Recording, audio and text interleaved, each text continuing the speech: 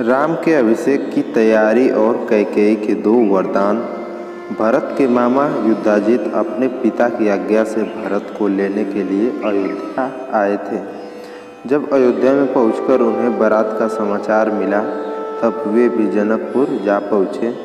जनकपुर से लौटने पर कुछ दिन बाद राजा दशरथ ने भरत और शत्रुघ्न को कैकेयी देश भेज दिया। नाना और मामा ने उन्हें बड़े लाड प्यार से रखा।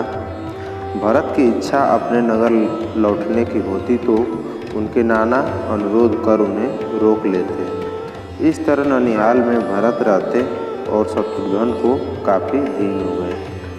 अयोध्या में केवल राम लक्ष्मण रहे। अब राम राजकाज में पिता का हाथ बटाने लगे। राम सदा दूसरों की भलाई की बात सोचते और सदाचार का पालन करते। जैसे वे नम्र और विद्वान थे वैसे ही शूरवीर और पराक्रमी भी। छोटे बड़े सबसे वे प्रेमपूर्वक मिलते थे। क्रोध में भी किसी से दुर्वचन नहीं बोलते थे। प्रजा उनको बहुत चाहने लगी। राम के कामों से राजा दशरथ भी बड़े प्रसन्न थे। वे अब बूढ़े भी हो चले थे। उन्होंने निश्चय किया राम को युवराज बना दिया जाए।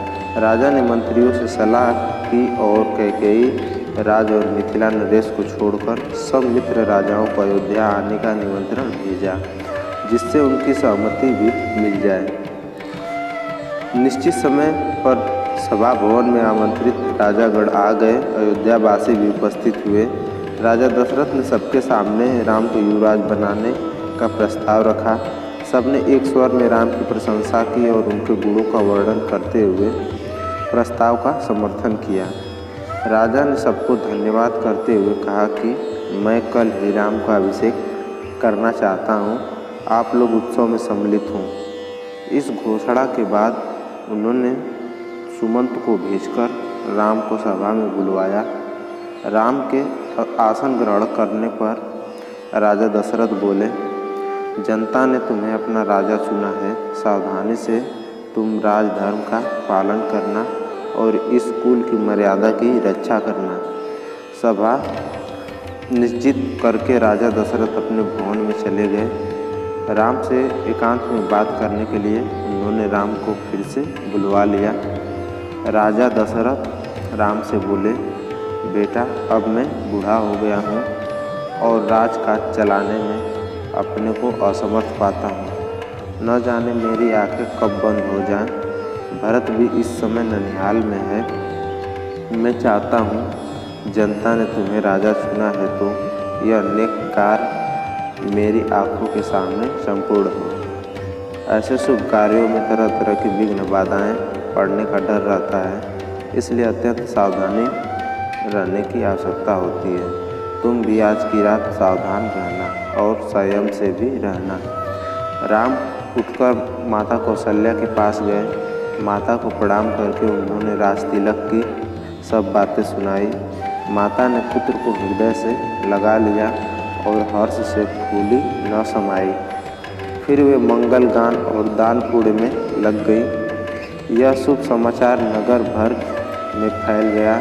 नगर सजने लगा और चारों ओर आनंद मनाया जाने लगा।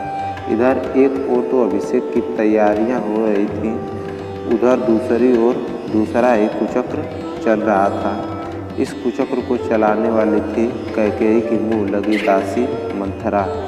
वह जैसी कुरूप और कुबड़ी थी वैसी ही कुटिल भी। मंथरा को जैसे ही राम के अभिषेक का समाचार मिला वह तत्काल कैकेयी के महल में पहुंची और बोली, अरे मेरी रानी, तू कैसी बेसमझ है। मौत तेरे सिर नाच रही है, तू सुख की नींद सो रही है। कैकेयी ने चौंक कर पूछा, मंथरा क्या बात है, साफ क्यों नहीं बताती। राम तो कुशल से हैं, क्या भरत का कोई समाचार आया है। मंथरा बोली, और तो सब ठीक है, बस तुम्हारे सुख सौभाग्य का अंत होने वाला है। भरत को ननिहाल भेजकर राजा कल ही कौशल्या पुत्र राम को राजकाज सौंपने जा रहे हैं। यह सुनते ही कैकेयी बोली, इससे और अधिक प्रसन्नता की बात क्या होगी। मेरे लिए जैसे भरत वैसे ही राम। लो यह हार में तड़ो उपहार में देती हूँ। मंथरा ने हार लेकर फेंक दिया और बोली, भोली रानी अक्ल से काम लो। मुझे तो यह देखकर आश्चर्य होता है कि तुमको अपने निकट का संकट भी दिखाई नहीं देता। राज पाकर राम का हृदय भरत के प्रति बदल भी सकता है। कौशल्या राजमाता होंगी और तुम उनकी दासी बनोगी। कैकेयी फिर भी विचलित नहीं हुई। तब लंबी सांस लेकर मंथरा फिर बोली, पगली रानी, राम के राजा होते ही भरत मारे मारे फिरेंगे। राजा की विशेष प्रिय होने के मद में तुमने कौशल्या के साथ कैसे कैसे दुर्व्यवहार किए हैं यह तुम जानती ही हो। राजमाता होते ही वे उन सब का तुमसे बदला लेंगी। इस संकट से बचने का एक ही उपाय है कि किसी तरह राम को वन भेज दिया जाए और भरत का राजतिलक हो। अब कैकेयी की बुद्धि पलटी। अपना कार्य सिद्ध होते देख मंथरा बोली, रानी याद करो, एक बार शंबासुर के विरुद्ध इंद्र की सहायता करने के लिए महाराज गए थे। तुम भी पति के साथ गई थी। तुम्ही ने रण क्षेत्र में राजा के प्राणों की रक्षा की थी। राजा ने प्रसन्न होकर तुम्हें 2 वरदान मांगने को कहा था।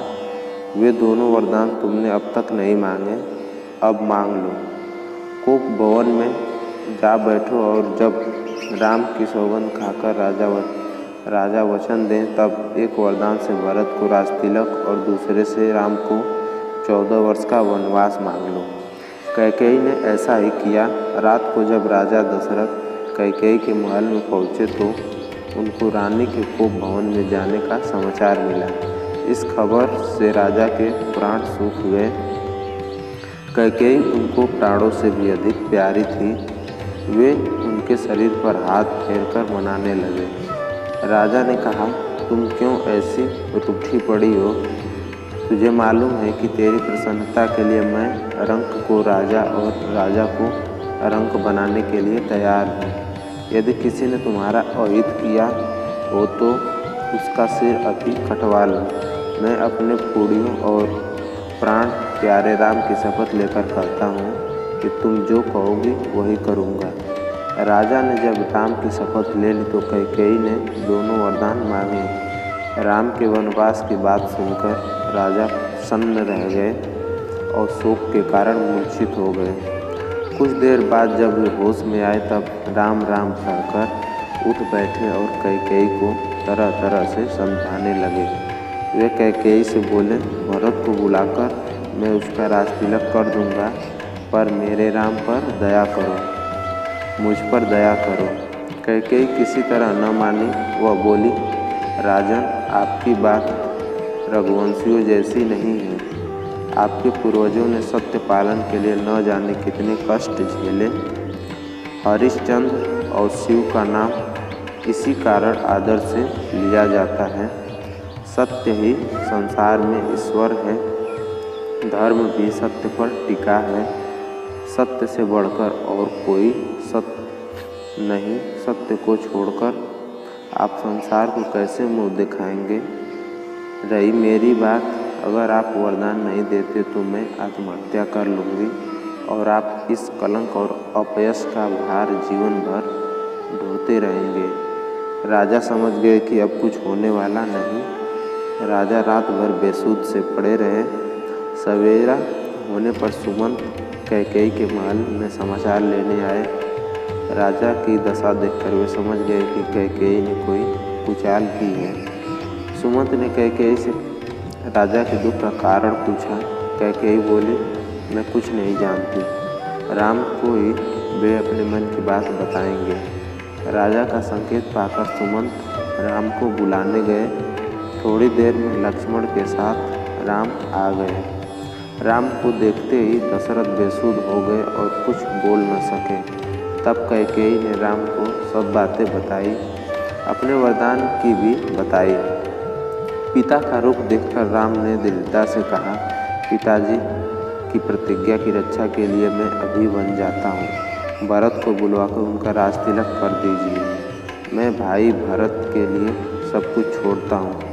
अब राम अपनी माता कौशल्या के पास गए और उनको कैकेयी के भवन की सब बातें बताई। यह समाचार सुनकर माता कौशल्या बेसुध सी हो गई और अपने भाग्य को कोसने लगी। मैं तो निरंतर अपने को घर की दासी मानकर सबकी सेवा करती रही। भरत को भी अपना बेटा ही माना, कैकेयी का भी बुरा नहीं चाहा, फिर मेरे साथ यह अन्याय क्यों? माता कौशल्या का दुख देखकर लक्ष्मण के क्रोध की आग भड़क उठी।